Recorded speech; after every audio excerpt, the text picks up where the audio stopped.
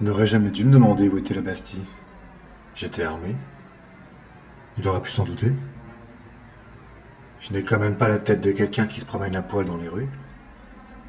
Je préfère tirer à vue, plutôt que de me retrouver avec mon portefeuille volé, ou 3 canines dans le caniveau.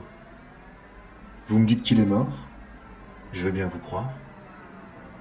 Et je n'ai aucune envie d'aller m'assurer à l'institut que vous n'êtes pas en train de me monter un canular. Mais quoi qu'il en soit, j'aime la vie. Et si d'autres doivent la perdre pour que je la conserve, je n'aurai aucun scrupule à recommencer. Je ne me lasserai jamais de respirer. Au printemps, l'odeur des arbres, qui monte jusqu'à mon 12e étage, malgré la pollution de la ville.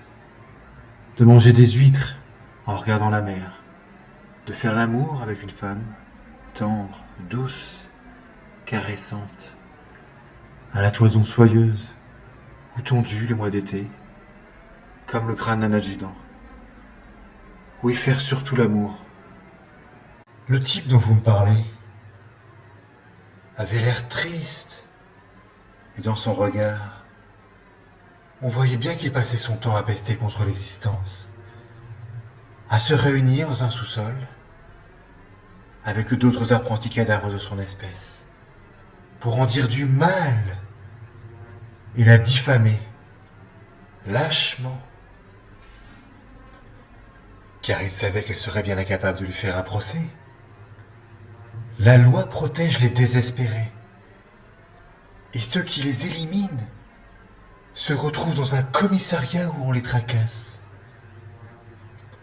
Au lieu de jouer les cow-boys avec moi, vous feriez mieux d'enquêter sur ce pauvre type. Il n'a sûrement jamais eu de chance.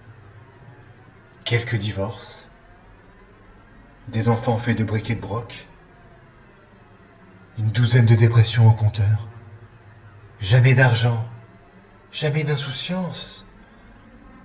En guise de plaisir, celui de se moucher. Et son avenir, si je ne m'en étais pas mêlé, vos confrères de la brigade fluviale l'auraient repêché dans la Seine.